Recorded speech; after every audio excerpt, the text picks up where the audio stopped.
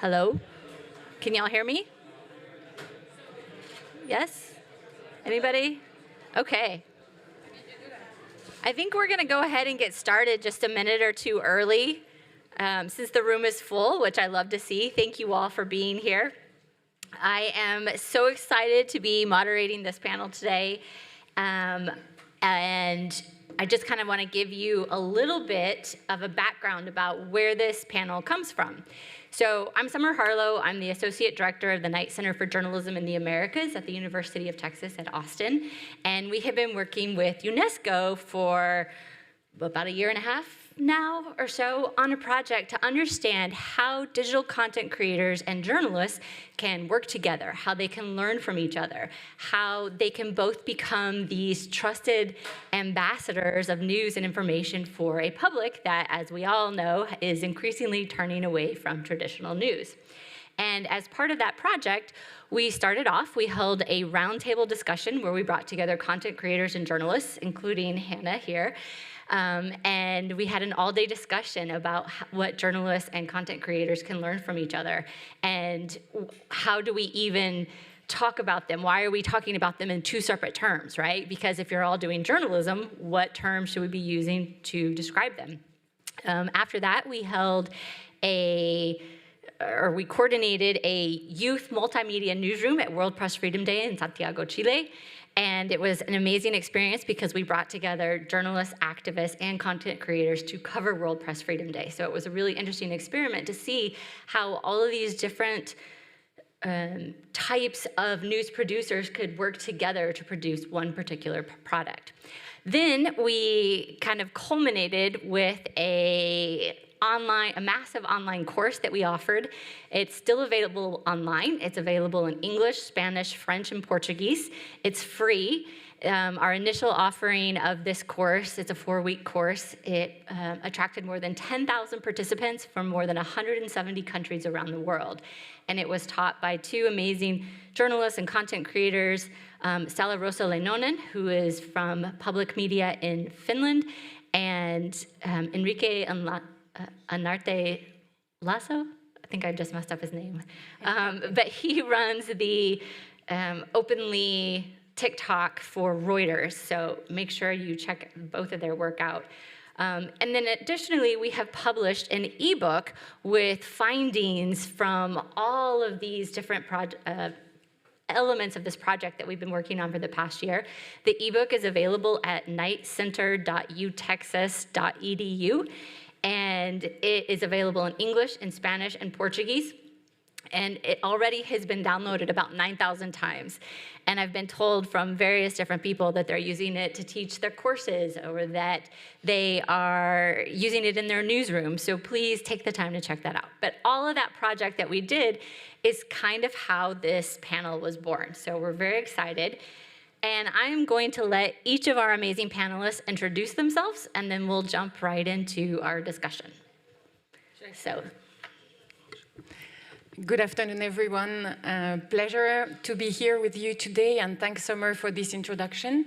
I'm Madeleine Hulin. I'm the head of unit for media information literacy at UNESCO. And so I was working now for this past year and a half with Summer on this program with content creators.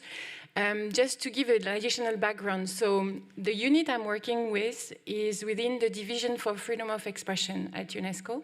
And historically, it's a division where we've been mainly working quite a lot on the protection and the promotion of journalism.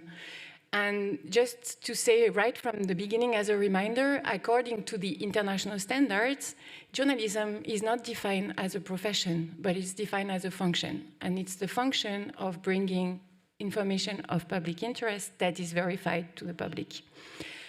Why I'm saying this is because in that work that we've done over the years, we've always engaged a lot with media organizations, syndicates, representative of various media outlets, but we've always worked also really a lot with independent journalists. And when I speak about independent journalists here, I mention the journalists like the citizen journalists that are not belonging to a media outlet, because they've been making a very incredible work into filling some information vacuum in some conflict environment, crisis context, where journalists could not do their work.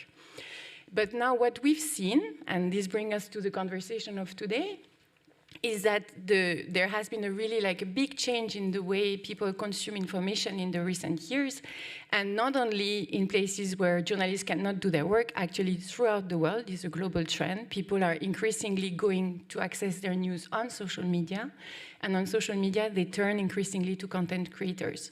Now, one last word I just want to say is that one interesting thing in this is that when we started engaging with content creators, which is a very big category of actors, but those that are doing news or that are working on information, when you engage with them, many of them do not define themselves as journalists. And for instance, I'm not using, but we did that roundtable when we did it to prepare for the course. Out of those content creators that we've invited, many of them were saying, no, I'm not journalist, I'm actually a content creator, I'm a YouTuber, I'm a TikToker, etc. And there are probably a lot of reasons for that, but maybe because also the content creators see the media as a profession, and also because we've seen that there was some pushback from the profession when it comes to the content creators. So that's how we started this program as well, like how to build bridges, connection, and to foster the collaboration between these categories of stakeholders. And I was much too long for this introduction. Sorry so much. Hello, everyone. My name is Hannah Ojo, and I am from Lagos, Nigeria. I am the founding editor of Fact Matter NG, and I'm also a Shifting Democracies Fellow at Global Press. I've had some experience working with content creators and fact checkers to counter disinformation during elections and during the COVID-19 crisis. So thank you so much for joining our session. And I'm Vida Spear, the host and creator of Under the Desk News. I was one of the pioneers of doing news on TikTok back before it was cool to do news on TikTok, and I was told I'd never have a career in media because I was doing news on TikTok. And most recently, I was published as the 4th most recognizable news creator in whoever they were surveying. I think it was Reuters did the book, but it was pretty exciting. So you can't have a career as a TikToker and news journalist, and that's what we're going to talk about. Awesome. Thank you so much, all of you, for being here. One of the things that came up as we've done this project is this pushback, as Adeline mentioned, from quote-unquote professional journalists toward quote-unquote content creators, right? So we wanted to look more at how can content creators and journalists work together? How can they collaborate? So I guess my first question to all of you is, why are we talking about collaborations? Why do we need them? And what might collaborations offer, not just to the audiences, but also offer the journalists and then offer the content creators? I can start if you like. So I think the word collaboration is something that has come to a friendly place that was not in a friendly place. And I like to think that I had something to do with it becoming a friendly place. When I started doing news on TikTok, it was early pandemic time. People were in a great state of distrust with all industry, which included media, and they were kind of having a fear response every time a journalist came on television. They knew they were going to get some bad news. Whereas when they would see me come on their little screen, I was under my desk just as scared and sort of like on a peer level with them, telling the same story but in a little bit of a different way.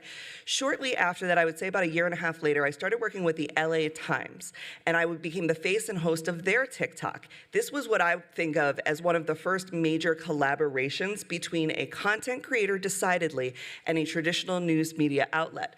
Very successful. People were like, wow, we are being seen by the media, because we includes me and all the people who followed me, who felt like we were getting a platform, we were getting recognized and respected. That then leveled up to me doing coverage for the Washington Post for a period of time.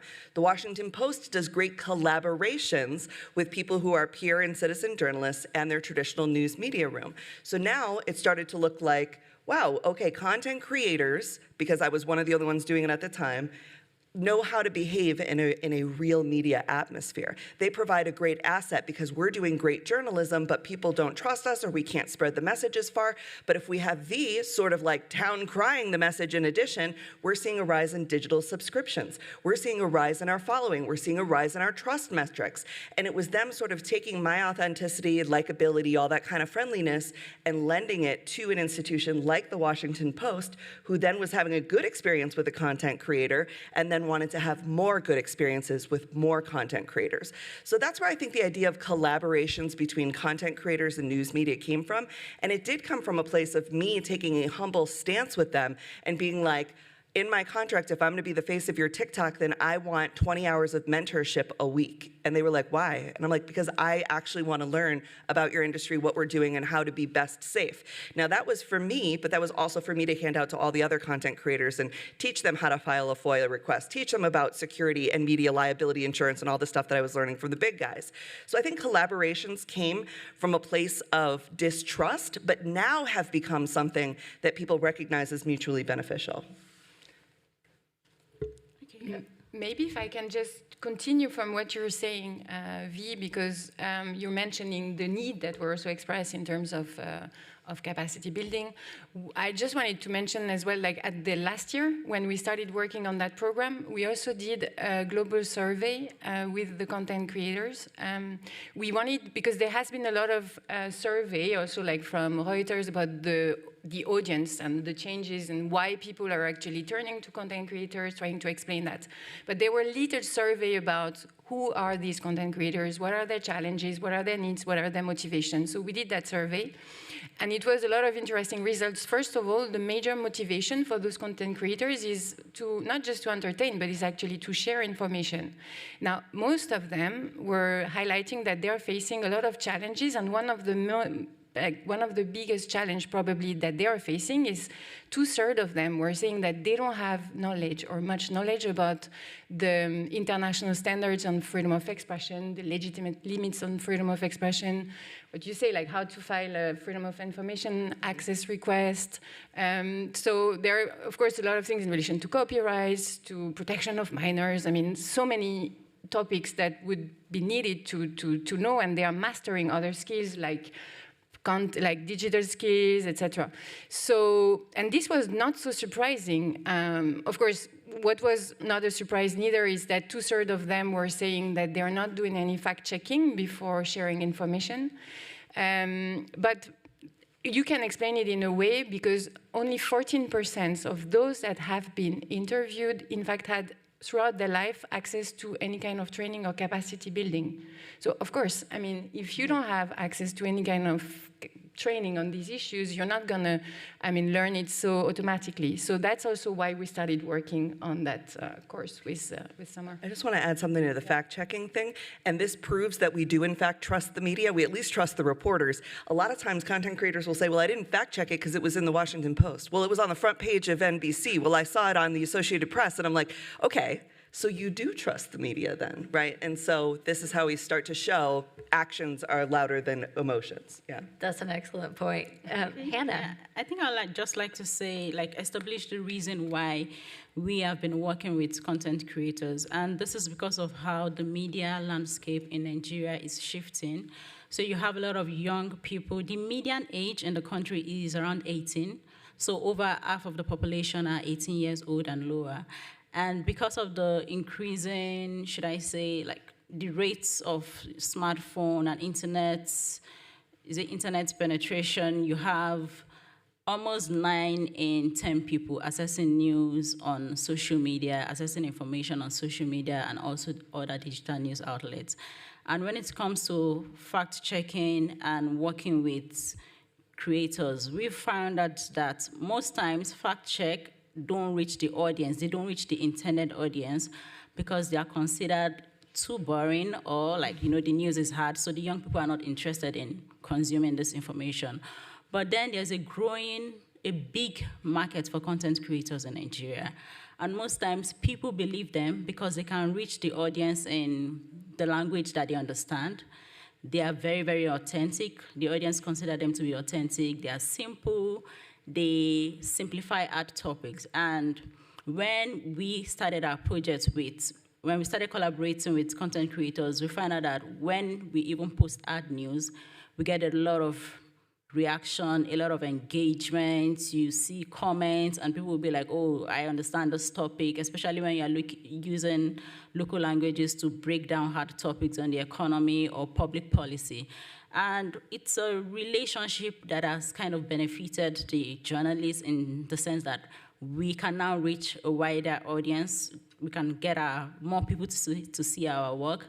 And also for the collaborators, we've been able to help them become, should I say, verifiable sources of information. We teach them about basic things about fact-checking and verifying information. So it is a relationship that is beneficial to both journalists and the creator, and it's helping us to reach young people with credible information. Now, Hannah, you mentioned the working with content creators to get out fact-checked information before the election. And V, you mentioned your collaboration with the LA Times.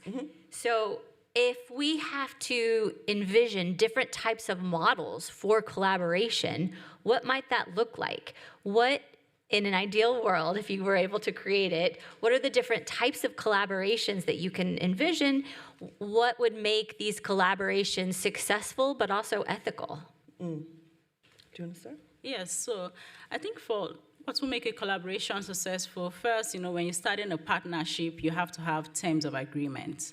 For us, for the collaborations we've had, we basically work in the area of content creation, co-creating content. So in cases where we want to do like media literacy, we invite the creator, we sit down, we decide on the topic, and then we tell them, okay, go prepare a script on this. They bring it back to us. We'll read through to see if we need to change anything or we need to take out anything.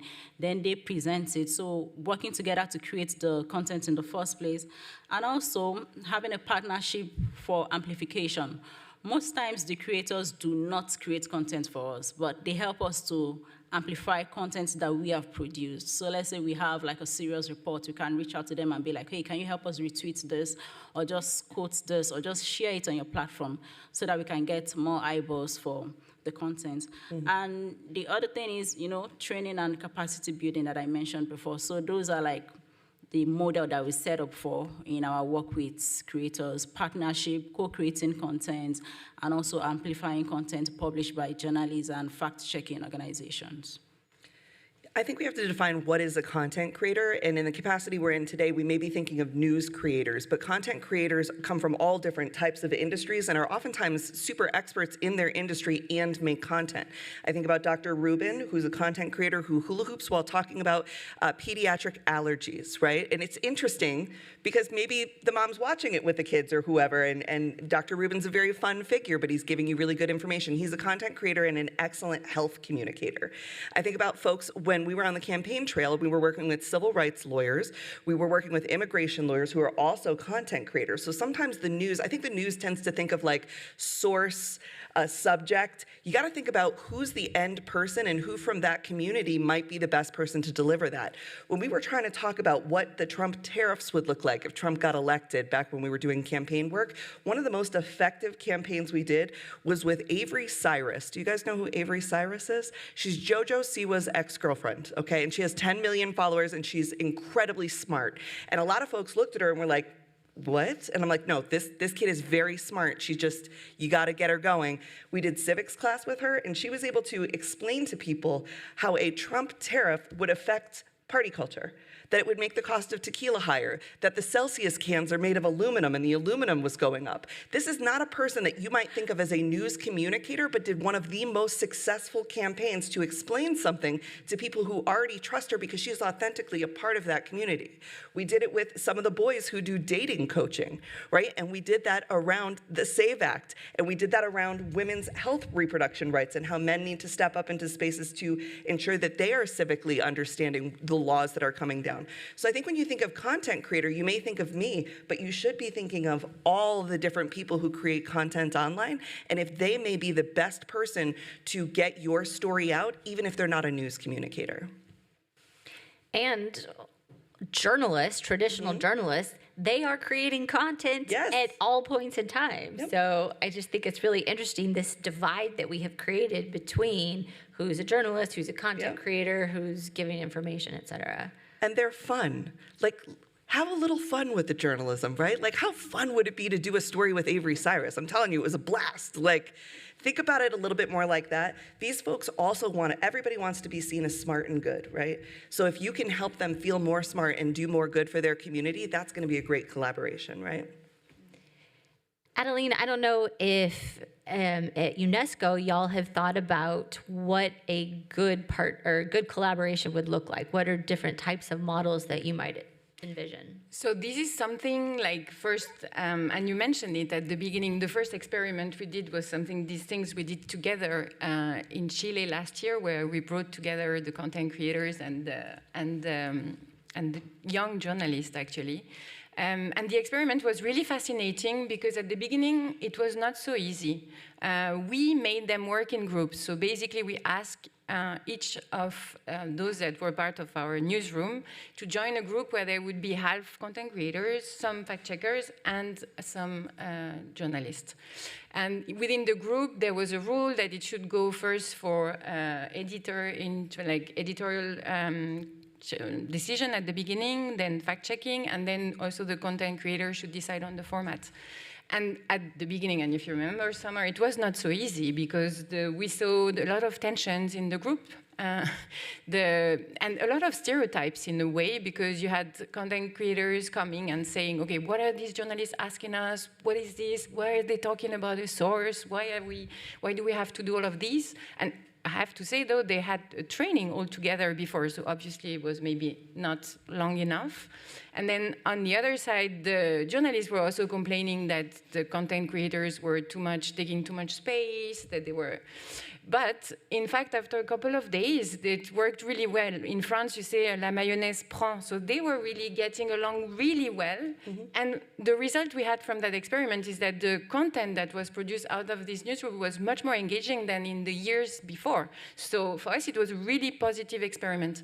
And since then, we've tried to document some good, some of these experiences that they're getting more and more. Obviously, there are also some media that say that it doesn't work, so we can also discuss that. But for instance, now recently we got to hear about this program in Australia from the public service broadcaster, where they brought 5 TikToker and YouTuber with the journalists within the newsroom, and they created jointly a program, and it attracted more than 50 million people from the audience, and mainly younger than 30. So again, this is a really good example that such collaboration can be very positive. I don't know if he's in here, but yesterday I ran into, or maybe it was this morning, ran into one of the young journalists who actually participated in that youth newsroom. Is he in here yet? You might not have made it in. But one of the things that came out of that whole experience was that at the very beginning, the journalists didn't understand why the content creators were there, because they didn't know journalism. They were the journalists, and there were journalism like the DNC students. Summer. Exactly like the DNC, and this was before that. And then the content creators, several of them, they started having this identity crisis of, well, why am I here? I don't know. I don't do journalism. I don't know how to do this. But they did know how, right? And the content that was produced ended up being excellent. But I think that raises the next question, which is, what are the challenges? Well, we know what some of the challenges are, right? That identity, the clash of identities, I guess. But what are the challenges that you all see, and how do we overcome those, right? Let's focus more on the steps that we can take to avoid those clashes so that we can have these successful collaborations. I think at the root of it is scarcity, right? The journalists think that the content creators make money that they haven't earned, and the content creators think the journalists have an attitude that they shouldn't have, right? And so it's this scarcity. It's like the first day of high school, right? The jocks don't always sit with the newspaper, right? But by the end, maybe we're getting together, we're working it out. And I think at the end of the day, what we need to talk about is who is actually oppressing both of these crafts, right? So it's not necessarily a content creator that is stealing from the journalist because they didn't properly credit them in the way way they told the story on the TikTok. It's the fact that we haven't seen investment in traditional media in a very long time. We've seen an absolute all-out attack on it. So I think when we start to realize that we have more in common and that we are actually not the competitors, it is us versus the oppression, then we start to find that camaraderie and that fun part. But I find every single time content creators get invited into a space with any craft, and this has gone for chef content, for journalism content, for any of these, the people who are the industry folks immediately think that the content creators have sucked all the money out of the industry, or they've sucked all the intention out of the industry, or they haven't earned their followers, or they're not talented. And it all comes from, and then the content creators feel very uncomfortable because they're like, oh my God, if one more person asked me where I went to J school, I thought it meant Jewish day camp. I was like, Tanglewood? Like, I don't, but you know, so then you feel insecure because now I don't feel smart. So it's either we don't feel wealthy or we don't feel smart, but those are two very vulnerable, difficult feelings to try and mix together. And that's why it takes a little while for people to get to know each other and see how it goes. So I think straight off, if we could just set the table stakes for people that none of us are making enough money or have enough respect and nobody feels smart, okay? We all have insecurities. How do we work on those together and that we are not the enemies of each other? It's us versus, you know, the owners of the newspaper, the owners of the channels that are conglomerating, the billionaires, the whoever. Then I think that we sort of give ourselves more time to work together and less time to be insecure around each other. Yeah. Maybe I totally agree, and I really think that the money is one of the main things that divide these groups. But I think there is an additional thing that we haven't really mentioned is also the question about how each of these groups are defining the criteria about trust. Mm-hmm. So on the one side, there is this journalistic community that has, and the media professionals that have worked around many years around professional standards, self-regulation. And on the other side, and it's not good to actually oppose, but on the other side, you have the content creators that rather believe in transparency, mm-hmm. engagement, and this engagement with the audience is actually their way of building the accountability. And so I do think like there is this kind of opposition in relation to this trust and how trust is being defined, and we should stop opposing that because both of them, we know like a lot of bad examples from both sides about how mm-hmm. actually committing to professional standards is alone not just a sufficient guarantee of mm-hmm. integrity.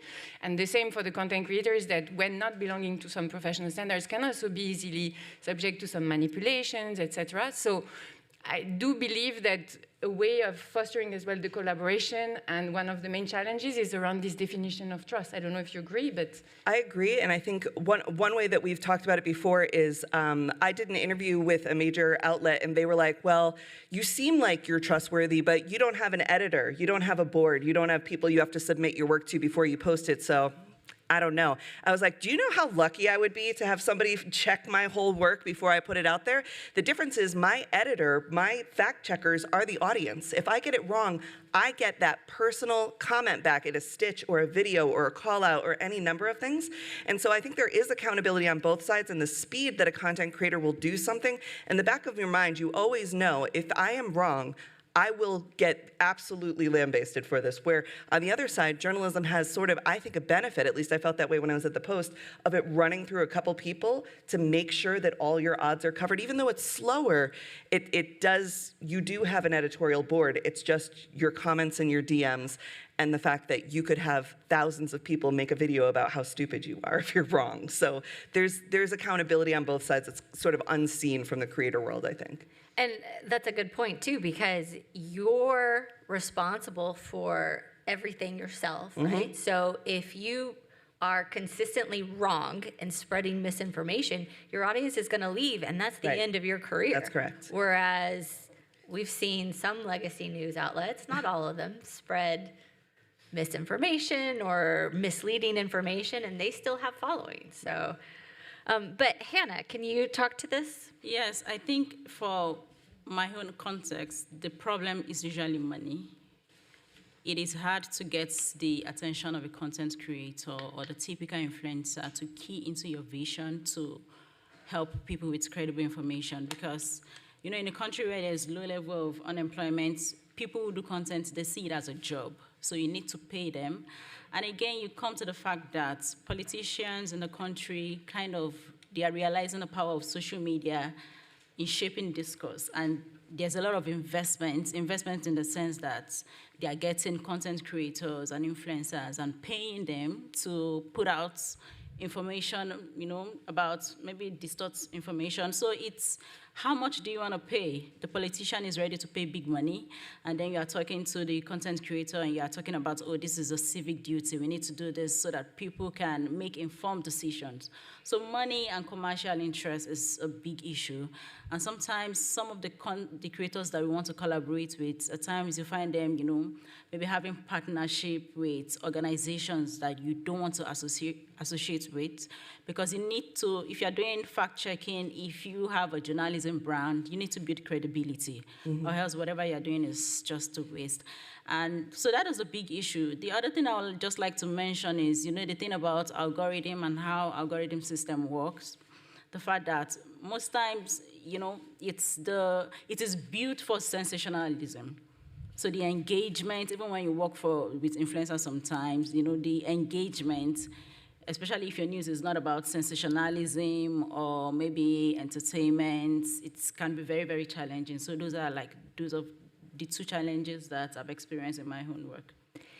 And I like that you bring up credibility, because I think that is something that a word that gets thrown around a lot, right? For both journalists, but also content creators. So I want us to talk a little bit about ethics, right? Credibility is a big part of that. What are the ethical implications of journalists and content creators working together? From the journalist standpoint, how do we address potential conflicts around credibility, monetization, sensationalism, in working with creators and from the journalist's perspective, right? But then from the content creator's perspective, when we think about ethics, we also have to talk about trust, independence, and transparency for the creators. And I know, V, you mentioned something at one point, I don't know if you came up with this term, but creators being the second screen. Yes. So talk to us a little bit about that, and then we'll kind of go with the rest of folks on ethics. When I'm teaching how to TikTok, I think there's this idea that we compete with mainstream cable news, right? Because we're a video platform. And I'm like, no, we're on at the same time, right? So people will watch Rachel Maddow on their television and they will watch me here at the same time. People watch movies and scroll. I know that folks watch me 20 minutes before they go to bed and when they're in the bathroom, okay? So that's how I make my content for those times. You have to be humble about when people are watching your show, because that's what's gonna make you successful. So that's why I'm under 90 seconds. Right? Nice quick little clip for you. I make you curious, give you something to think about when you leave me. I don't give you the full story. I'm not your be-all, end-all authority. I'm part of your total media diet. Now, your question about how do we make sure that everybody's ethics are going where we are, possibly unpopular answer. I think we are in a really difficult situation right now with us, content creators and journalists, right? People who, in their hearts, want to do the right thing and tell a good story against propaganda. And I think that's actually maybe more the fight we need to kind of collectively pivot towards. Because no amount of proving my ethics or you proving yours or anything is stopping the fact that Joe Rogan's on for 3 hours today and he's gonna say whatever he wants and he doesn't do corrections. Is not gonna stop the fact that the White House itself has commandeered their social media channels to promote absolute propaganda and lies. It's not going to stop that the press secretary, which is a position that we all revered until maybe recently, comes out every Friday with the MAGA Minute that tells America all the wonderful things the president did, whether that is true or not.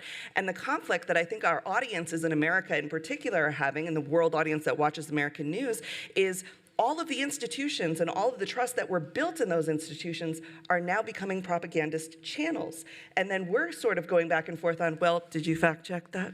I think we got to kind of get together, and it's almost like more is more right now, where it doesn't, if 50,000 people tell the story about one topic, that might drown out some of the propaganda that we're facing that is getting all of the credibility of folks like my dad's friends saying, well, the White House said it. What do you mean it's not true? Why would I believe you over the White House? And I'm like, Pop, oh my God, like you need to talk to Bill. So I think that's the fight that we should focus on a little bit more than the sort of like self-policing that we tend to do on the good guy side. Yeah. Hannah? Okay. Yeah, I think the thing is just about when it comes to, ethical consideration when collaborating with creators.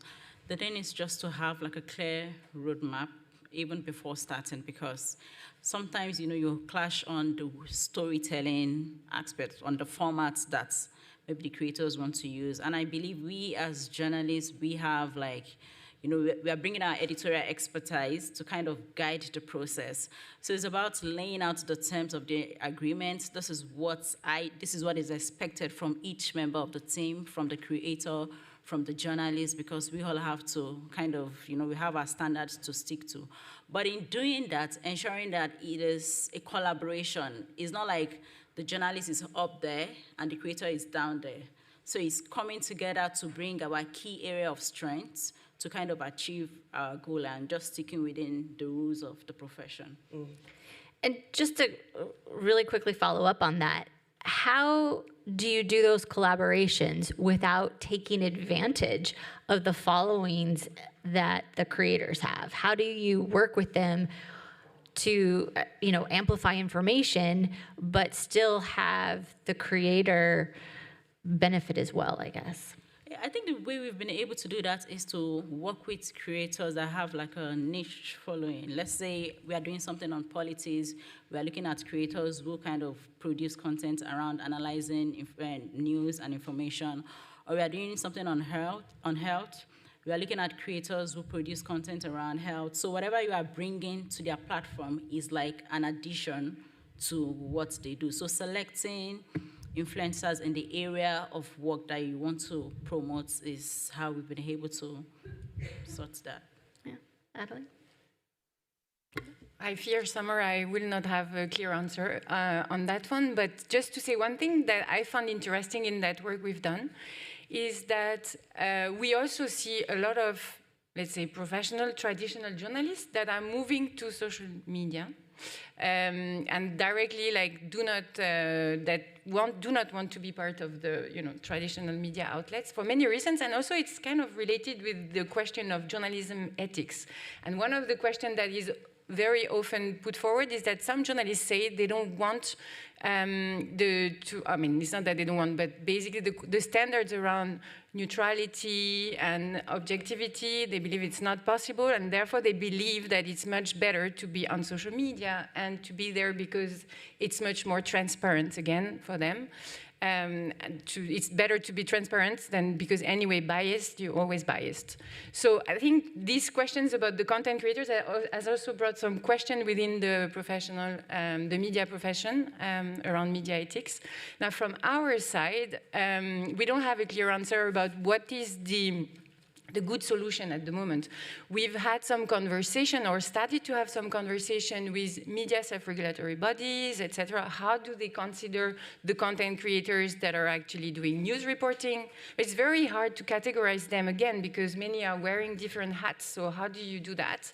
And at the same time, we've also now trying to engage with, because there is a growing number of syndicates, association of content creators. So we're trying to go beyond the conversation one-to-one with content creators, but trying to go at another level, as we actually did with the media profession, to see what is here in relation to media integrity, what would be the solution? Do we need some specific standards, professional standards, how to work on the professionalization?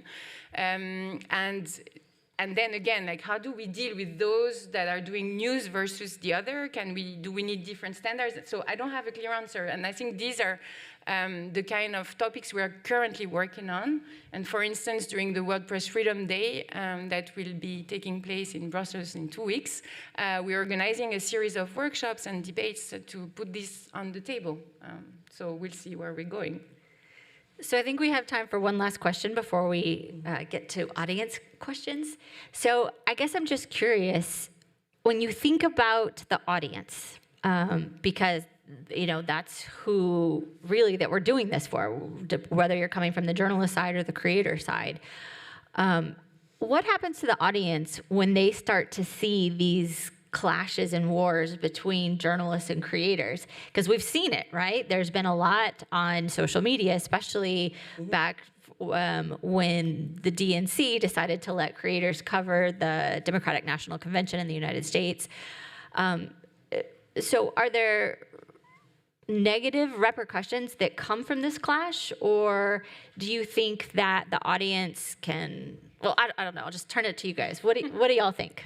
I'm constantly redefining the enemy for my audience and constantly telling them that it's not other journalists or other reporters or even the media in general. It is the system of oppression that comes from the top down. So I think a lot of folks, and that's like what I do, right? So different people do different things, but I think it's maintained my trust.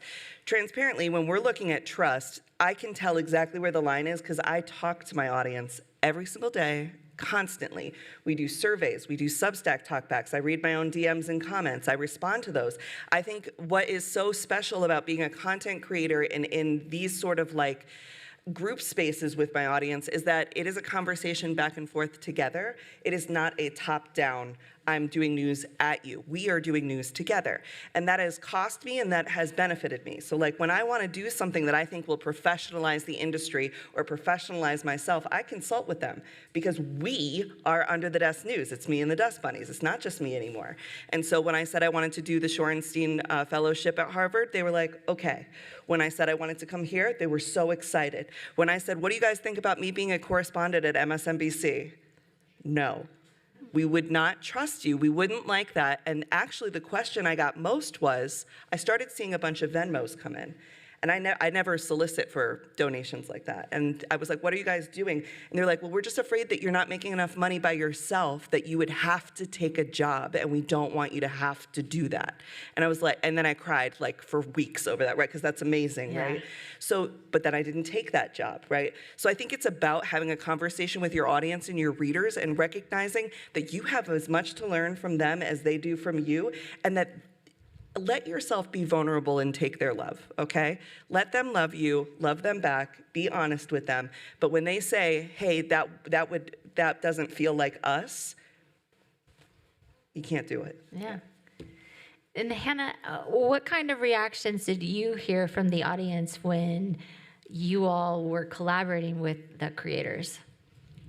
I think the reaction sometimes is like some people don't like the creator that you select. So I remember the first time when we were doing our election disinformation projects and we decided to work with some people, and the moment we announced them, you needed to see the backlash on X, on Twitter, and at a point, I think someone had to step down. Like some of those creators, they have like 2 people have to step down because the audience were not having it. You know, they're like, oh, these people, there is like an ideological difference. And in Nigeria, it's like you have the older population, you have the younger population, and they differ in terms of ideology. So bringing someone who they felt, oh, this person does not represent us, like this person has conservative values, you should not be partnering with this person. So that is the clash that we've had with our audience reacting to the choice of creators that we decided to work with. Well, thank y'all. Now from the imagined audience to our in-person audience, we've got lots of hands. Thank you. Hey, thank you. This is really, really great. One comment, when you were talking about like, you know, these clashes of identity, I immediately actually was thinking of class consciousness. So I hope that helps. But my question actually has to do with, especially from like this comparative perspective across a number of countries, what are your like takes about like the actual legal challenges to not only the platforms that you work within, but how they are defended or maligned where you're operating. And this is going to affect the platforms in terms of like, you know, Section 230, which talks about like how responsible the platforms are going to be to the things that that creators say and whether or not they can be taken down. This has to do with like algorithmic like silencing and policing, and also like if you recall, or maybe not, but like back in like the 2000s, blogging was not considered journalism. Now it is. Bloggers go to jail especially in countries like yours. So how is your community fighting it? Do you have a roadmap? Do we not know about it in the journalism sphere? I can answer that really quick. So this past weekend, I was on a panel with the Reverend Jesse Jackson's daughter, Ashley Jackson, and she said, if our movement is only as strong as our platform, we don't have a movement. So I don't trust any of the platforms at all to maintain my relevance, to maintain my audience. It is important that you collect your own data and you have a way to get to them if something bad happens, like a TikTok ban or whatever. I think Substack has been really the best platform for journalists lately in terms of, like, I own a lot of the content. It's very easy to get in touch with the audience. They're not owned by a billionaire right now. Like, so I think you got to look at it that way. But if your movement is only as strong as your following on your singular platform, then you have a lot of work to do to build your in-person, I think. I just want also to respond to that one. Thanks a lot. Thanks. I think it's a really important one for us, and that's what I was mentioning at the beginning. If you go back to the international standards, and again, that journalism is not a profession but a function, it means that content creators are, when they do journalistic work, included in that protection. And we've, for instance, within UNESCO, we are coordinating the implementation of the UN Plan of Action on Safety of Journalists. And if you look at some of the condemnation, there are condemnation of the killing of some content creators. And we see some trends, of course, that increasing number of safety concerns. I think right now there was just very recently a report about in Indonesia about that. So that's one part of the question, and we are still also right now trying to develop some new policy brief about how this is impacting as well our work on the safety of journalists.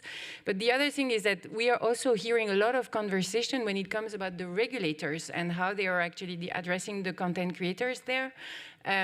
Yesterday, I was receiving a message from all the regulators in Europe about how they're right now working on this. And of course, a lot for them is related, for instance, to the question of election.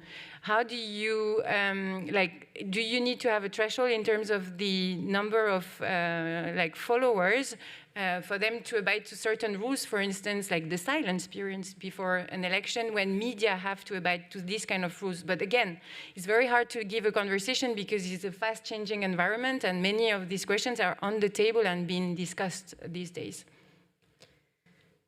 Oh, way in the back.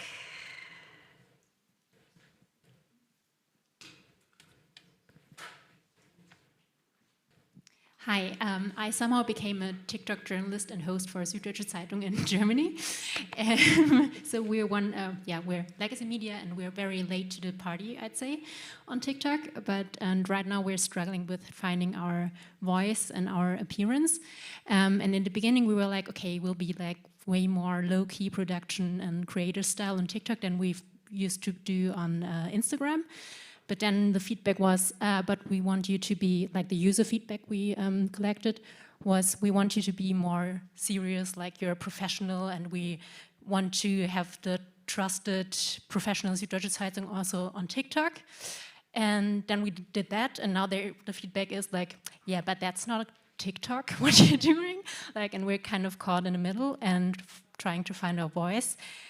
So do you have any recommendations for legacy media finding their voice on TikTok? Should we just ignore the expectations that we think there are, or what are your recommendations? I think you have to do both, right? So you have to just do what is right and authentic to you, and your audience will come, okay? It took a long time to get where I am, but you got to just know who you are and keep doing it. I think for the actual newsroom, having multiple TikTok accounts may be best, and linking them, and then platforming. Let's say you as an individual have a TikTok. Watch what MSNBC does, right?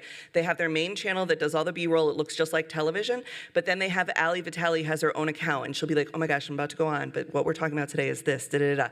Now you're getting both the creator-style, low-budget thing and that very clippable, serious institution stuff, but the MSNBC account will often put Ali Vitali into theirs, right? They'll stitch in Jen Psaki or whoever else. And so I think have a creator account, if that's what it is, and then also have the main account. You can also look at what Washington Post has done. That is impossible to replicate. That is of a time, it was from the pandemic. We're all very trauma bonded to Dave, right? Like that's Dave and that are one and the same. But if you want to, you can create a universe for your channel that says this is the, Amy's universe of whatever. And in that universe, you're setting expectations. The number one success metric for having a good TikTok is living in a predictable universe. It took me a year to get people used to the fact that I wasn't going to physically lay under the desk anymore. And so we had to kind of like work on that together, right? But we're in a predictable universe. When they stop the scroll, they know exactly what they're going to get.